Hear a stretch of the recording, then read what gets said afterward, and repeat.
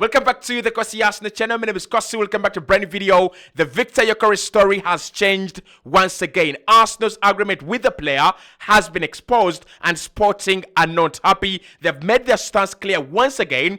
We will not sell him for that amount. He's not going to leave for that amount. Arsenal have been made aware and what is going to happen. We're going to be discussing all that and more. There is fire on the mountain. And yes, this is part 2. We have already covered part 1 of this fire on the mountain with the Victor Gyokores story. Hit the like button, subscribe to the channel as well. Give me your advice. We are now entering July, and Sporting seem to have a very different agreement with what Arsenal have with Victor Gyokores, because Arsenal have been told you can send the player for a certain fee, and Sporting is saying we are not signing that, we are not selling that player for that amount. So should Arsenal walk away? Do we wait longer? What if we wait longer and someone just comes and pays more money and then they take the player and Arsenal miss out on a centre forward this summer? How long should Arsenal wait for Victor Gyokores? Should Arsenal wait at all for Victor Gyokores? I want your answers in the comment box below right now. Don't waste time. Let's get into it. Now, let's start off with this beautiful article that was released by Ojo in Portugal. And they're saying that there was an agreement between Arsenal and the Victor Gyokores that a fee around 60 million euros would be enough to do a deal and take Victor Gyokores to Arsenal. However, Sporting are still sticking to their own 80 million euro valuation of the player. Arsenal are not willing to pay that amount of money. That's according to Ojo in Portugal. Actually, they're called Ojogo, right?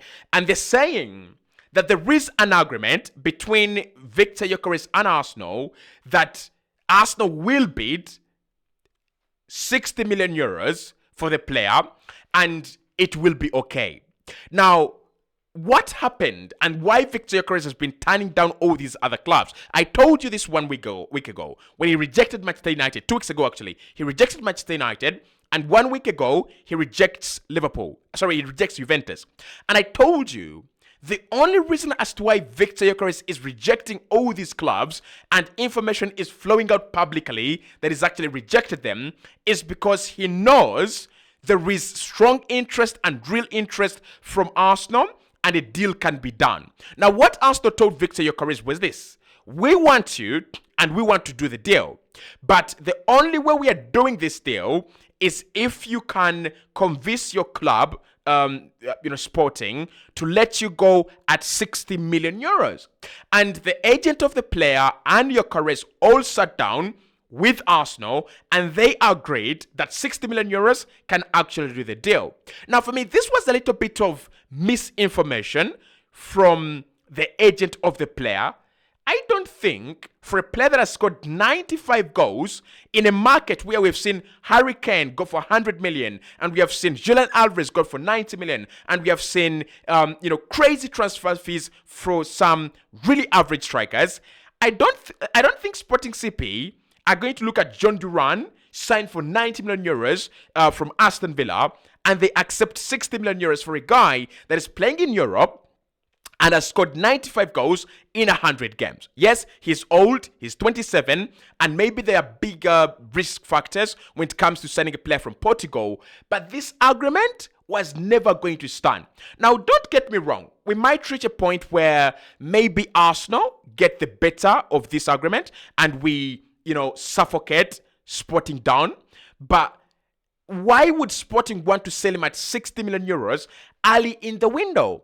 This was always going to happen later in the window. Unless Arsenal are willing to wait until end of July and see if no one has actually signed, Gyokores, maybe this could happen, right? Because I want to share this, right? I want to share this. This is from the president of Sporting, and this is actually very important because he says Sporting doesn't need to sell Gyokores. Fortunately, we are past the stage of selling our main assets, but we are still sensitive to the dreams of Victor Gyokores or any other player. Sporting has a compromise in which, after weeks of meetings, it's not asking for the value of the clause. It is going to be reasonable. That is according to the director and president of Sporting CP. He's saying that we know that clubs are interested, but we don't have to sell Victor Gyokores, right? We are past the stage where we have to sell every asset or our top assets every single summer. We don't have to sell our assets to survive. And this is a bit true. When you look at this Sporting side, and I'm one of the people who actually talked about it. You look at the team that Sporting have. Goncalo Inacio is still there. Osman Diamonde is still there. Victor Gyokores is still there. Now, Conceição was at Porto, right? Conceição was at Porto. Who is this guy that scored against Arsenal? Pedro Goncalves, right? Pedro Goncalves is still there, right? And you look at, they have kept this team intact for quite some time. I think 2 to 3 years now. And they're winning in Portugal, right? They're winning titles in Portugal with the same team. And that actually justifies what this guy is saying, that we don't need to sell Victor Gyokores. We're not desperate to sell Victor Gyokores, right? And fortunately, we don't have to sell. And if that is true, it now puts Arsenal and all the other clubs interested in signing Victor Gyokores in a very different position, right? It puts us in a very, very different position. Because why it does that is this. If truly it is true, right?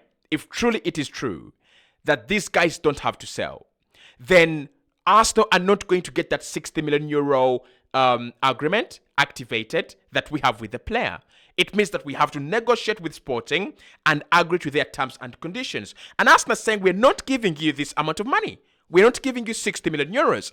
So what really happened on Sunday actually brings out everything very clearly. This is according to Fabrizio. Fabrizio says that this is what really happened, and this is what what is going on with the Victor Gyokores situation. Let's hear from him. Because for Victor Gyokores was a very tense Sunday. What happened? The president of Sporting, Frederico Varandas, announced in public that he doesn't sell Gyokores for 60 million euros plus 10 in advance. He said, I'm not accepting that. The player is not leaving for that money. We are not asking for the release clause, 100 million euros, but we are not selling for 60 plus 10. So the final fee would be something probably around 80-85 million euros according to Sporting. But the answer coming from Victor Gyokores is very clear. Gyokores spoke to Sporting, spoke directly to the president and told them that he doesn't want to play for Sporting again. He will not show up for training again. He wants the pact made 1 year ago to be respected, 60 million euros plus 10 in advance. This is the transfer fee that Victor Gyokores wants to be respected. And so at the moment, Gyokores has no intention to show up for training anymore, no intention to change his relationship with Sporting. He feels betrayed, he feels sad about the situation, and so now it's on Sporting and Gyokores to find a solution, with the player giving priority to Arsenal, with Man United still looking at the situation, more clubs attentive to Victor Gyokores' case, but the price is the crucial part, and Sporting remain on their position, but now big fireback from the player and his... So that's what we're hearing from Fabrizio, and it's been quite a tense 24 hours when it comes to the relationship between the two parties. Big up on Fabrizio. Gyokores is still insisting that they have a 60 million euro agreement with Sporting right from last summer. And there was talk as well that the agent of the player has this in writing, but I think that is not true. If it was there in writing, then things would have been a little bit easier, right? Now, the president of Sporting has made this very clear. He will not leave for 60 million euros. And if Arsenal are willing to pay just 70 million euros for Šeško, I don't think they're willing to pay more than that for Victor Gyokores. And Fabrizio has put it very clearly. Sporting are hoping for 80 to 85 million euros, which Arsenal consider very much, even for Benjamin Šeško that we really like. I think the relationship is broken. Now, for me, in my opinion, what I think happened here, honestly, is maybe Sporting, and I said this before, Sporting were not anticipating the good season, the good second season that this guy has had consecutively. They were thinking he's had a very good season prior to last campaign. Maybe this season he would score around 20 goals and he would live for around 60 million, right? And then the guy scores 50 goals and Sporting are like, to hell with that 60 million euros. We are not going to let him go for 60 million euros. We need more money. And in negotiations with Arsenal, Gyokores and his camp have told Arsenal, listen, we have this agreement. If you really want to sign a player, we have this agreement with Sporting. It is 60 million euros. Are you willing to pay the 60 million euros? And Arsenal, I bet Arsenal was surprised as well. Like you're real? You scored 50 goals, and these guys told you that you're going to live for 60 million euros, and Arsenal were impressed, and that's why we were tracking the deal until Sporting said, "Don't dare disrespect us, don't anger us, don't angry us. We are not giving you a player for 60 million euros." Now, the big question here is, what should Arsenal do? Because Fabrizio has put it clearly: the player is giving priority to Arsenal. A player is only giving you priority if there is constant communication, if there is constant feedback, and there is constant reinforcements that a deal can happen. So he's giving priority to Arsenal, rejecting United, rejecting Juventus. That has been confirmed by Fabrizio. You've had it yourself. But what do Arsenal do? I think, one, we wait. And this could be the reason as to why Arsenal are waiting all this while, because they believe they can make some very good money. They can save some very good money by signing Gyokores for 60 million euros, and maybe they're playing the waiting game on the Benjamin Sesko deal. Because I really truly believe that Arsenal were willing to pay about 60 million euros last summer for Benjamin Sesko. He has spent a whole year at Leipzig. Arsenal would be willing to pay about 75 million euros or 78 million euros for his services 1 year later, right? So maybe Arsenal are actually waiting for Gyokores, and the press are saying they're waiting for Benjamin Sesko.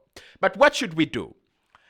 My suggestion is we wait, but make a bid, right? Make a bid to Sporting of 60 million euros plus 10 million euros in add-ons. And let Sporting reject that. Because if we make a bid, it is going to clearly show Sporting that we are serious, but this is the amount we are going for.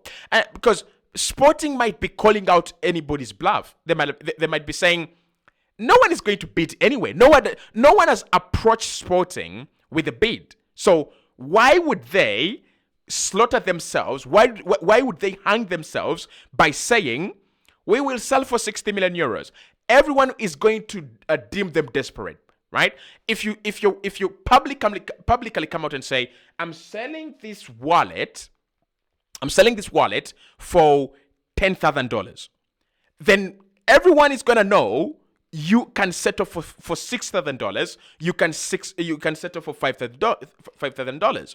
So maybe Sporting is saying, no, we are not committing to 60 million euros, because then you guys on the market are going to give us 40 million euros. So this is my answer to what should Arsenal do. Following Fabrizio Romano's comments, we have had a report from the Bild in German that Arsenal are seriously looking at Hugo Ekitike as an option. And the important line here is this. They're saying that if Arsenal have to pay a higher fee for a striker, right, then they would definitely consider Hugo Ekitike. This tells you one or two things. One, Arsenal know things could go bad, and they have an escape plan. That is very good. That is my club. Number two, it also tells us that Arsenal value Hugo Ekitike above Sesko and above Gyokores. So if Arsenal are willing to pay 80 million euros for a striker, they would rather first try it out on Ekitike, and maybe a deal fails, and then they can transfer that money to Benjamin Sesko. So Arsenal are not willing to go expensive on Sesko and Gyokores, because they believe For bigger money, it gets you Ekitike. For bigger money, it gets you a player like Lautaro Martinez. For bigger money, it gets you a higher profile striker. In conclusion, Arsenal should wait for 10 more days. 10 more days, right? Next week, if nothing evolves, walk away from the Victor Gyokores story, walk away for good. And then try to do the Benjamin Sesko deal for 75 million euros. If they fail to agree, Arsenal will have shown the market that we are not ready to be bullied. You walk into negotiations with entering Frankfurt with 80 million euros and they will spread their legs open. That is my opinion. For the Victor Gyokores fans, be patient, don't panic, it could happen. Maybe this is a negotiation tactic by Arsenal to tell Sporting, we are seeing you, and we are willing to wait and wait and wait. Hit the like button, subscribe to the Dem Podcast. I'll see you soon.